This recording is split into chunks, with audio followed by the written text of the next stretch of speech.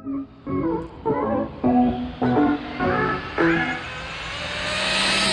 how's it going, YouTube? So we're just coming to bring a quick recap of over the weekend's testing tune. So as y'all remember, in the last test session before this past one, I had crashed the car, so I had to rebuild it. So after doing that, when I took it back out, the first hit, I figured something was off because I didn't even send the car down to check the steering. So first hit, the car, I actually went down, my two first hits I went down. And then after that I started to put more power to it, which is in the remote, add more like a faster ramp, and it wasn't taking it. Car just kept doing the same thing. It kept hopping and going left. So then I put the car on the table and ran through it again, and I noticed that this shock right here was loose. So I tightened that up, and car was still doing the same thing. So I sat it back on the table, and my thoughts was it was the brand new tires that I just did. So I didn't scuff them, so I figured it wasn't accepting the prep in the tire. So it would be enough for off the line, and then about 3 to 4 feet out, it would spin and kick up. So I wasn't figuring that out, kept fighting with the car, messing with things. I even went to the front tire. I started to switch the tires because I thought it was the tires pulling. One of them is like off a little bit, but it came like that, but now it's even worse since I crashed it, so I got new tires coming. But it wasn't that. I even borrowed a tire from Jay to see if it was that, and it wasn't that. So what I did was I went into the ESC just to try something. Now, ever since I got this ESC, I've been using a curve in here from day one. And I never change the curve no matter the temperature of the ground. So something said, after so many hits of not getting down, I even put this on the slowest ramp. The car went down, but the time was nowhere where it needed to be. So I said, you know what? I figured, let me go in the ESC and start off with a linear curve. And I literally went in the ESC, put a regular curve in there, and got down. Clean as day. Now, my problem was where I'm using my ramp at, and my ET number wasn't matching. So I knew it was the curve. So since I got down, I went back into the ESC and put back in the same curve. And I went try to get down 3 more times before I realized that that curve just isn't going to work today. For one, the ground temps was too cold.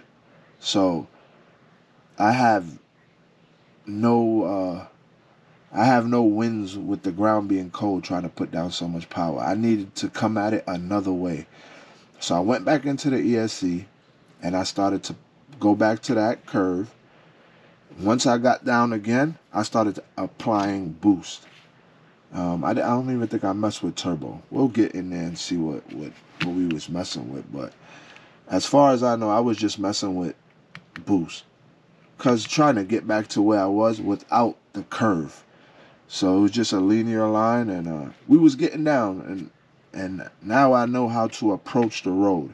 See, I didn't, like I said, I'm still learning R1, so I didn't know. And when I was running Castle, let me stop for a second. When I was running Castle, I always had a linear line, so I would always be able to get off the line. The only problem I would have is getting stuck. Now with this, I'm not having a problem with getting stuck. I'm having a problem with keeping it down. So that's why I figured, all right, linear line, car's working, start to add more boost and turbo and so on. So I know how to approach a race now. If I see I get down with my curve that I got in there now, then I could progress. And if the line starts to build or group starts to build, then I can go back to my original curve. But for right now, I think I'm going to stay with the curve that's in there and always come out on it. And if it progresses, then I'll start messing with curves. So I'll probably get the laptop. Sorry about that. I'll probably get the tablet and run through the settings with y'all and show y'all what I was fighting with. So Hopefully if anybody else has this issue, they'll know what it is. But that was just my issue because I'm still learning the R1 and I didn't think of that. So let me get the tablet, see if we can even pull up a log. I did one run at the end. I think I did like a 184, something like that. And the tire ended up coming off. So we'll see what happens on the log, what the log says. And then we'll go from there. Because now with this linear curve, I have to add a lot more boost and turbo to get back to where I was with an aggressive curve. So all right, let me get the laptop and then we'll go from there. Tablet. All right, tablet's up, loading up the last log. So I didn't bleep it or nothing, so it should have the last log in there. So let's check it out, go from there. All right, we started at 8.4, right?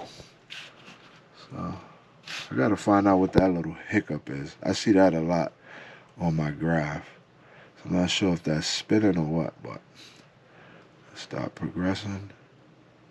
So you see my current? I wasn't having this problem until I started adding more boost. So when I was running less boost, but with an aggressive curve, this would be in the 200s, the current. Now the current's up there. So I'm not sure if that's a good thing or a bad thing. But anyway, 100% throttle, that's the first time me hitting 6.9. That's probably because I got a lot of boost in there, or somewhat up there.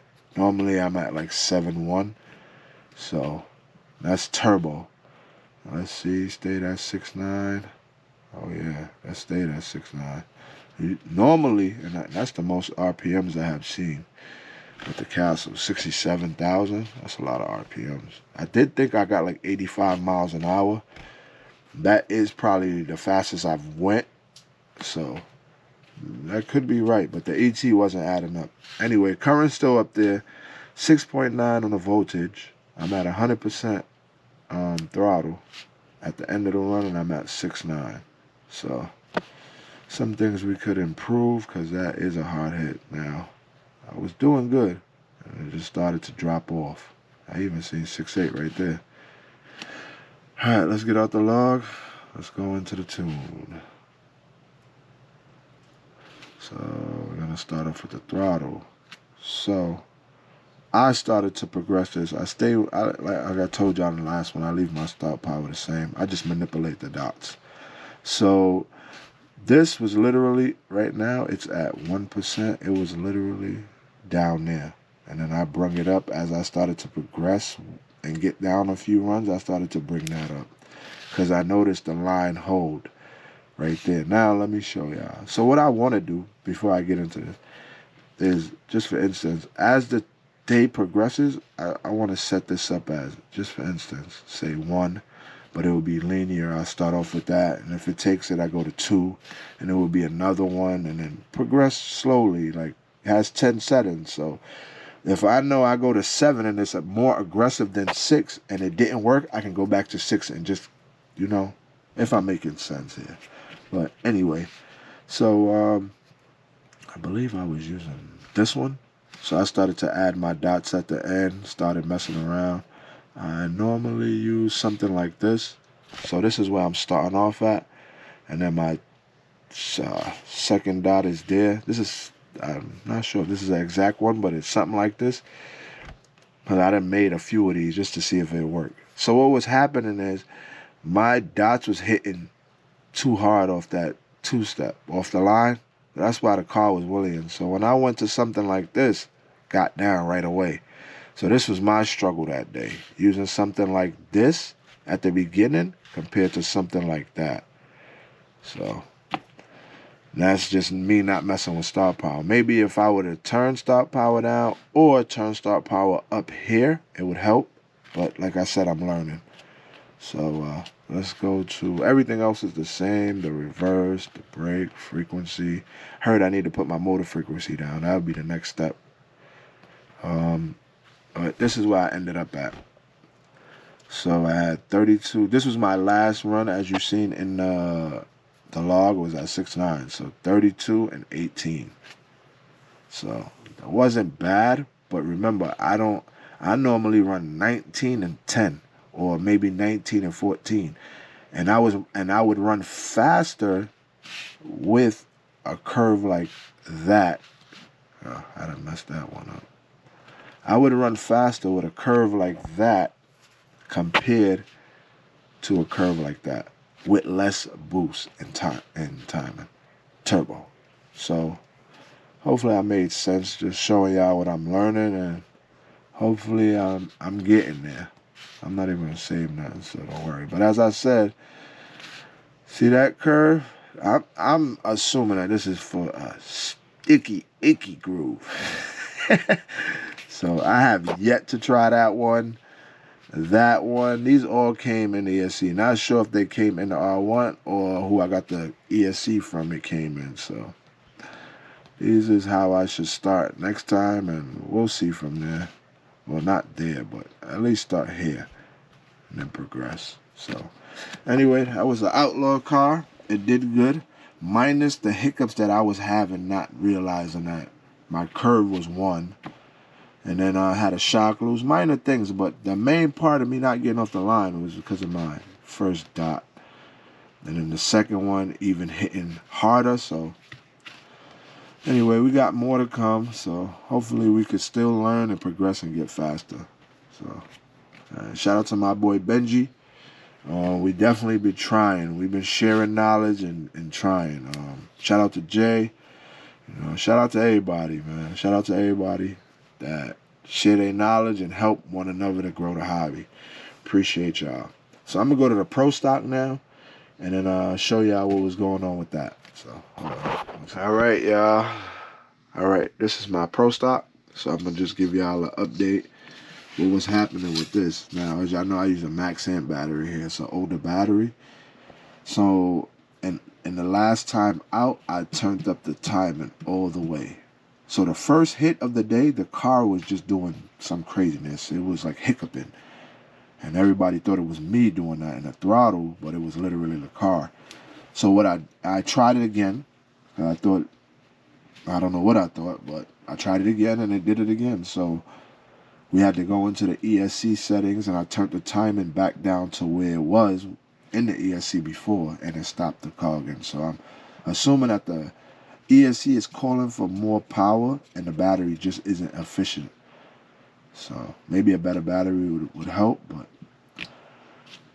that's what I'm leading towards it cogging that day. But it stopped, which was a good thing.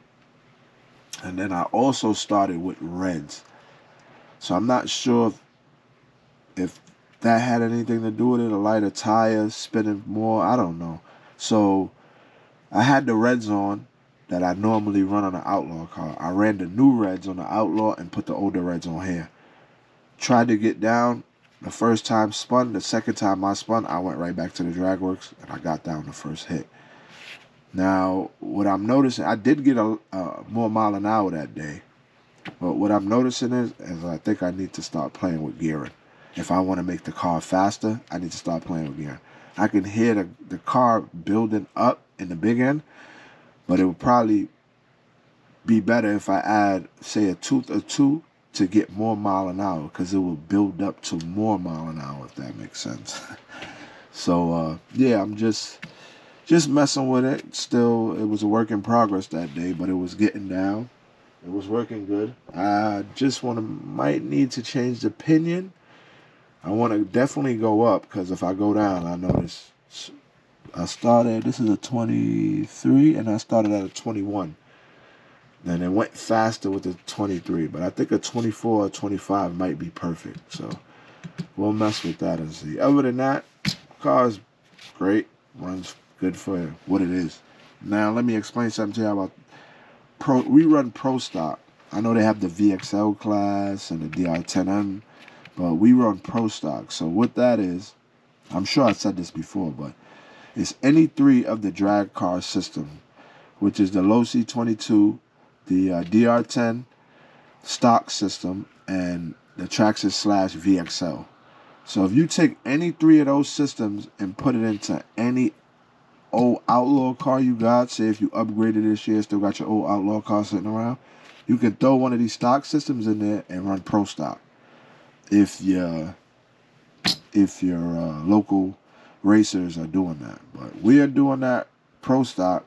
It's a great stepping stone. If you're in stock class and want to advance to pro stock, that's a class now you can start using prep.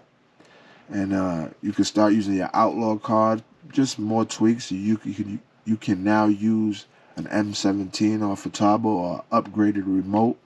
So definitely helps. Even a kid who ran pro stock last year can step up into the pro stock now, and he would learn how to prep this year or whatever. And then next year he might want to go into outlaw. So definitely a good stepping stone to start with. It's a fun class. A lot of guys out here are building them. And CT has some killers. So hopefully next time we get out, we'll have some fun. Trying to get out this weekend, but it's not looking too good. So we'll see what happens. But other than that, Pro Stock is doing good. I think it might be time to get a new motor because the bearings in here is probably shot. I think I've been running this setup for 2 years now. This will be the 3rd year. So anyway, guys, thanks for tuning in. More to come, and hopefully we can get faster. Try to share all the knowledge I got with y'all. Oh, the punch settings in this is at 4.